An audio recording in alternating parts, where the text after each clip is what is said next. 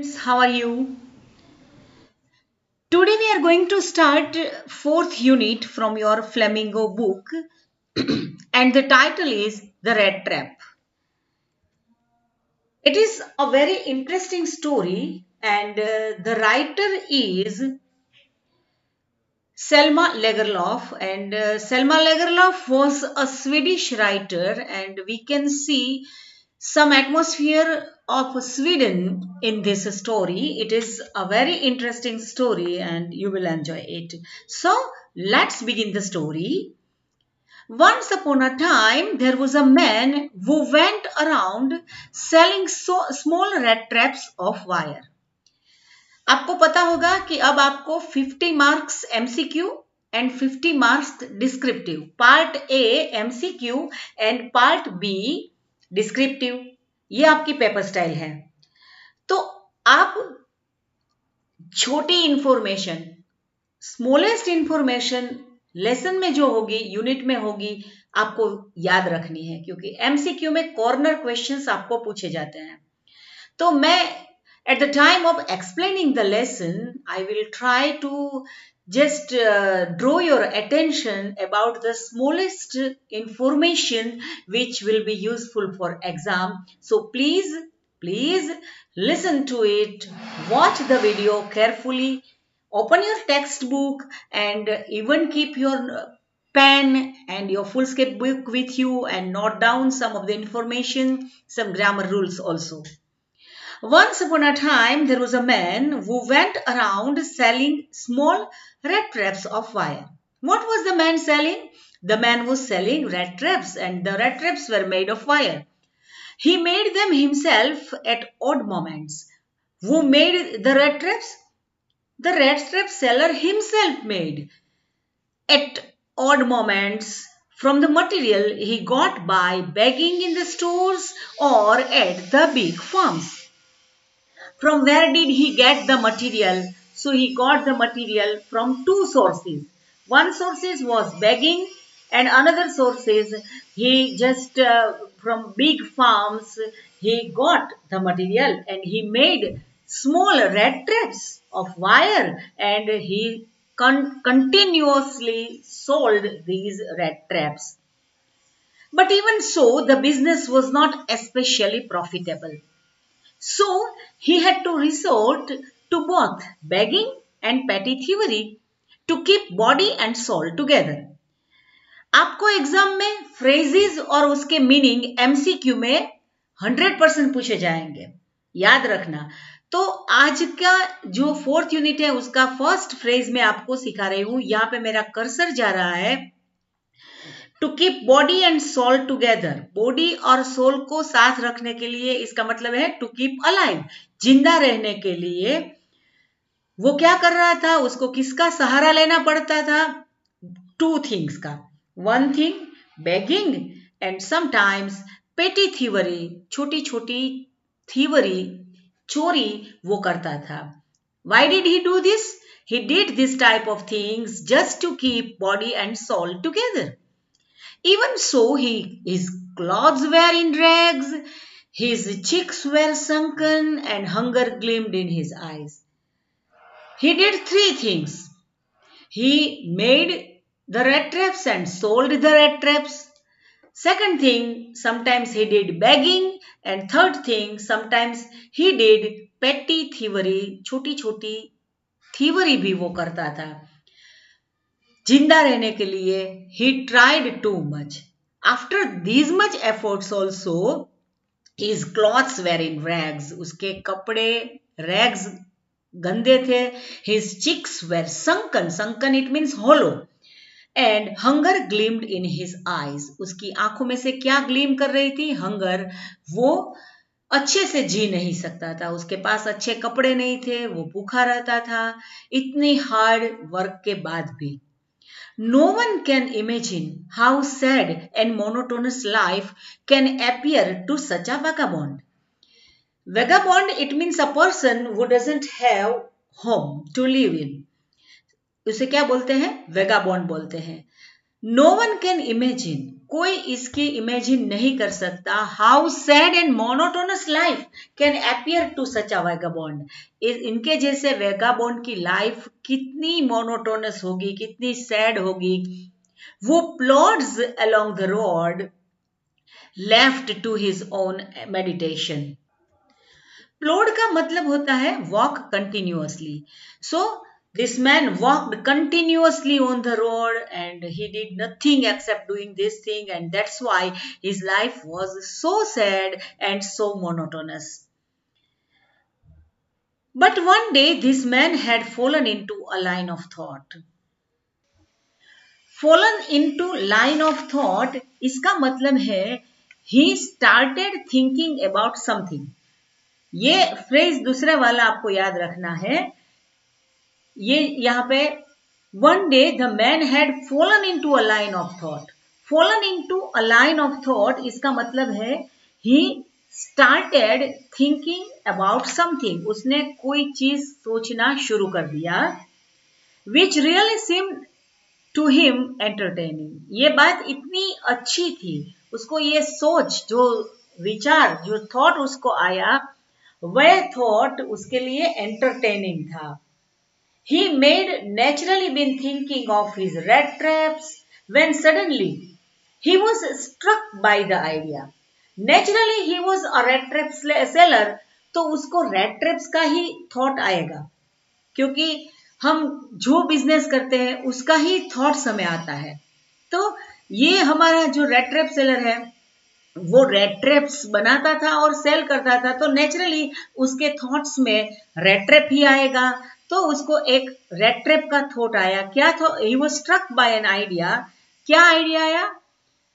That the whole world about him, the whole world with its land and seas, its cities and villages was nothing but a big rat trap. ये पूरी दुनिया, land and seas, including all cities and villages, all these things are nothing but a big rat trap. It had never existed for any other purpose. हमें ऐसा लगता है कि ये दुनिया हमें सुख देने के लिए है, कंफर्ट्स देने के लिए है, लेकिन इसका ऐसा कोई पर्पस नहीं है। ये जो वर्ल्ड है had never existed for any other purpose than to set baits for the people. उसका एक ही पर्पस है, इस दुनिया का एक ही पर्पस है, और वो पर्पस क्या है? To set baits for people. Bait it means temptation. जब हम रेट ट्रैप में कोई रेट को अट्रैक्ट करना चाहते हैं तो हम क्या उसमें उसको रेट को अट्रैक्ट करने के लिए कोई चीज का या कोई ऑयली थिंग का पीस हम रखते हैं। इसकी सुगंध से वो रेट अट्रैक्ट होता है, और once the rat touches the bait, और वो जो चीज ग्रीसी चीज हमने रखी है वो उसको जब वो टच करता है, the door of the rat trap is closed end the rate is caught into the rat trap. In the same way, the world is also a rat trap, and all these comforts and happiness and all these luxurious things are baits. The God has set these baits to attract the people. When once the people touch the bait of comfort, the bait of luxury, the bait of happiness, the bait of big car, and the door of the rat trap is closed and the person is caught into the rat trap. ऐसा विचार उस rate trap seller को आया कि ये पूरी दुनिया एक रेट ट्रैप है, और ये जो लाइफ की लग्जरी है, कंफर्ट्स है, रिचेस है, जॉयज है, शेल्टर है, फूड है, ये सब चीज the god has set exactly a bait. तो exactly as the rat trap offered cheese and pork, जैसे कि रेट ट्रैप रेट को अट्रैक्ट करने के लिए चीज या पॉर्क को रखते हैं। पॉर्क यानी क्या होता है? पॉर्क का मतलब meat of pig. Pig meat को रखते हैं या चीज को रखते हैं, रेट को अट्रैक्ट करने लगते हैं। इसी तरह गॉड ने भी हमें अट्रैक्ट करने के लिए all these luxurious things, shelter, riches, joys, ये सब रखा है. As soon as anyone let himself be tempted to touch the bed, जब भी, जैसे ही कोई भी टेम्प्ट हो जाता है उसके और अट्रैक्ट हो जाता है और touch all this luxurious, it closed in on him. ये रेड ट्रैप है, वो क्लोज हो जाता है. And then everything came into an end, और इसके साथ हर एक चीज का एंड हो जाता है. ऐसा सोच, ऐसा विचार उसको आया. The world had of course never been very kind to him. दुनिया के लिए ऐसा बुरा विचार आया कि ये जो लोग सुखी दिख रहे हैं वे लोग सुखी नहीं हैं. Actually they are caught in a trap, trap of happiness, trap of shelter, trap of food. मैं भूखा हूं, मैं गरीब हूं क्योंकि मैंने उसको टच नहीं किया. ये सब लोग तो स्लेव्स हैं. They all are trap, they all are in the trap. Why did he think like that? Because the world had never been kind to him. ये दुनिया उसके साथ कभी अच्छी नहीं रही. The world had never been kind to him. आपको transformation 3 marks का एग्जाम में पूछा जाएगा. नेक्स्ट लेक्चर में मैं आपको आपका पेपर स्टाइल एक्सप्लेन करने वाली हूं, तो तब मैं आपको सब कुछ एक्सप्लेन करूंगी कि कैसे आपको पूछा जाएगा. The world had of course never been very kind to him, so it gave him unwanted joy to think ill of in this way. To think ill of, it means किसी के बारे में बुरा सोचना. तो दुनिया के बारे में बुरा सोचने में उसको बड़ा ही आनंद मिलता था. क्यों आनंद मिलता था? क्योंकि दुनिया ने उसके साथ कुछ अच्छा नहीं किया था. The world had of course never been very kind to him. So it gave him unwanted joy to think ill of it, and in this way it became a cherished pastime of his during many dreary ploddings. To think of the people he knew who had let themselves be caught into dangerous snare, and of others who were still circling around. दुनिया के बारे में ऐसा बुरा सोचना वो उसका सबसे फेवरेट चेरिस्ड पास टाइम होता था. During his dreary, dreary it means dull, lifeless. आपको सिनोनिम्स भी पूछे जाएंगे एग्जाम में, ओके? क्योंकि अब एमसीक्यू आ गया, तो एमसीक्यू में कुछ भी पूछ सकते हैं, कॉर्नर क्वेश्चंस भी पूछा जाएगा, तो ये बराबर आपको याद रखना है. तो during many dreary ploddings, to think of people he knew who had let themselves be caught in dangerous snare. वो उस लोगों के बारे में सोच रहा था और एंजॉय कर रहा था जो लोगों ने अपने आप को ये डेंजरस स्नेयर, ये डेंजरस ट्रैप है, एक जाल है, उसमें अपने आप को बंद कर लिया है. एंड सम अदर्स वो were still circling around the bed. And कुछ ऐसे लोग भी थे, वे लोग बेड के आसपास अभी भी राउंड लगा रहे हैं, और one day they will also enter the trap. One dark evening, as he was trudging along the road, he caught sight of a little grey cottage by the roadside, and he knocked on the door to ask shelter for the night. Once what happened that it was a dark evening and he was trudging along the road. He was walking along the road and he was continuously tiring. He was walking on the road and he caught a sight of a little grey cottage.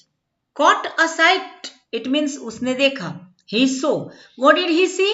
A little grey cottage. And where was the cottage?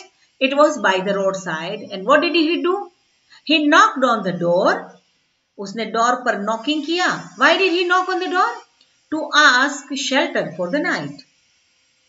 एक रात के लिए shelter ढूंढने के लिए, आश्रय ढूंढने के लिए उसने उस कॉटेज को नॉक किया. Nor was he refused. बहुत ही ग्रामेटिकली वेरी इंपॉर्टेंट सेंटेंस. इसका मतलब ये होता है that he was not refused. It is a passive voice. Instead of the sore faces which ordinarily met him, उसे देखकर लोगों के मुंह बिगड़ जाते थे. तो generally he met the people with सोर फेसेस, मुंह बिगाड़ने वाले लोग उसे मिलते थे, लेकिन instead of the sore faces which ordinarily met him, the owner, who was an old man without wife or child, was happy to get someone to talk in his loneliness.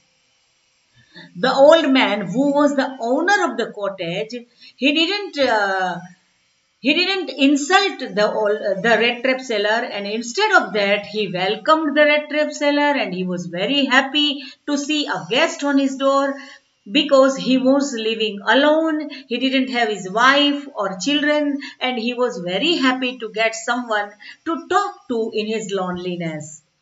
Immediately he put the porridge pot on the fire and gave him supper.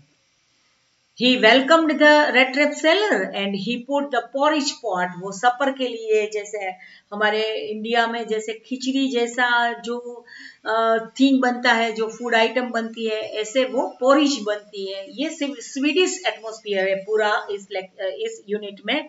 तो उसने porridge का pot लगा दिया and gave him supper. Gave him supper, it is an active voice sentence. इसका हमें passive करना हो तो he was given supper. Then he carved off such a big slice from his tobacco roll.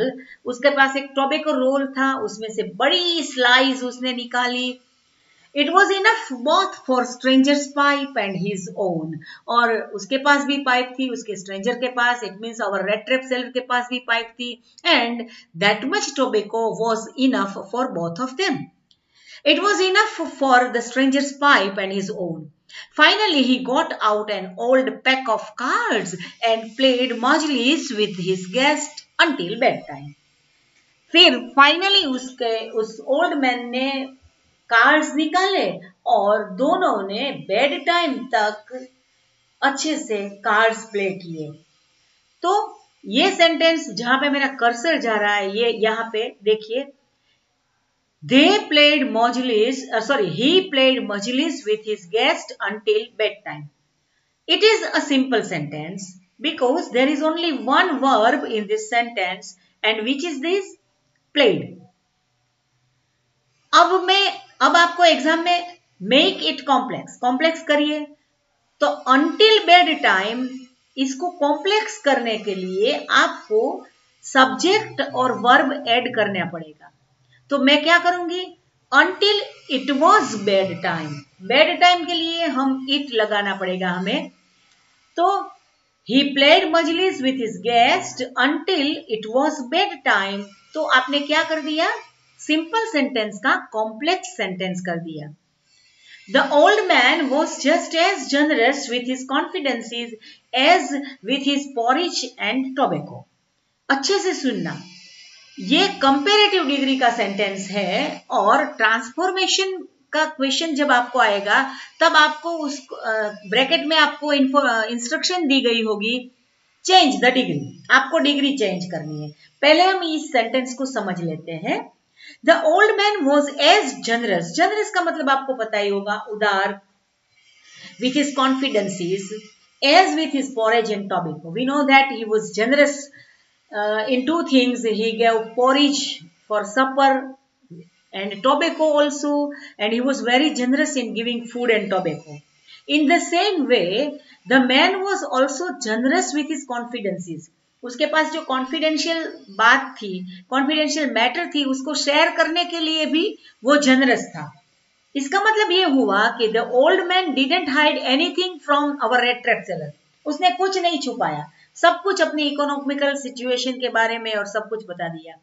पहले हम इस सेंटेंस का degree change कर लेते हैं. फिर से हम सेंटेंस पढ़ेंगे.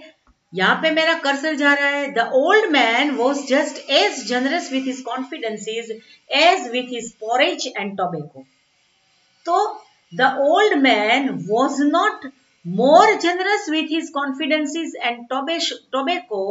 Sorry, the old man was not more generous with his porridge and tobacco than with his confidences. The given sentence, जो सेंटेंस आपको दिया गया है उसमें कंपैरिजन टू थिंग्स का हुआ है. कौन सी टू थिंग्स? His confidences, पहली थिंग, और दूसरी his porridge and tobacco. जब हम ट्रांसफर करेंगे सेंटेंस को तो हम क्या करेंगे, porridge और tobacco का कंपैरिजन हम करेंगे कॉन्फिडेंसेस के साथ. तो the old man was not more generous with his porridge and tobacco than his confidences. The guest was informed at once that in his days of prosperity, his host had been a crofter at Romsco Iron Works and had worked on the land. Crofter इसका मतलब ये होता है a man who worked in a small field. इसको क्या बोलते हैं, crofter. तो उसने अपनी कॉन्फिडेंशियल बात बता दी. क्या बता दी? पहली बात कि in his days of prosperity, जब वो प्रोस्पेरियस लाइफ जी रहा था, when he was rich man, his host, it means the old man himself, had been a crofter at Ramsjo iron works. He was a crofter in Ramsjo iron work में वो बहुत ही अच्छा काम कर रहा था. He was a small farmer and he worked in small fields and he worked on the land. और रोम्स्को आयरन वर्क्स के फील्ड में काम कर रहा था. Now that he was no longer able to do any labor, लेकिन अब जब वो बूढ़ा हो गया है, ओल्ड हो गया है, he was no longer able to do day labor, वो लेबर नहीं कर सकता था. It was his cow which supported him. ये इंफॉर्मेशन एमसीक्यू के लिए बहुत ही इंपॉर्टेंट है. वो ओल्ड हो गया तो who supported him? His cow supported him. Yes, that bossy, ये bossy वर्ड काव के लिए यूज किया गया है क्योंकि वो एटीट्यूड वाली काव है. Sorry. That bossy was extraordinary. She could give milk for the creamery every day. Creamery, it means ये जो घी और बटर की फैक्ट्री होती है, डेयरी होती है, इसके लिए every day she could give milk. ये दूसरा उसकी कॉन्फिडेंशियल बात बता दी. Last month, he had received all of 30 kroner in the payment. And last month, उसने 30 kroner rupees earn किया with the help of his cow. ये दूसरी confidential बात the old man who was the host of Red Trap Cellar उसने बता दी. He was very generous to give food and tobacco and also to tell him confidential things of his life also.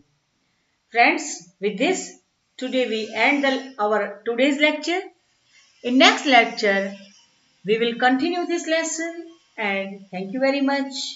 Goodbye. See you soon.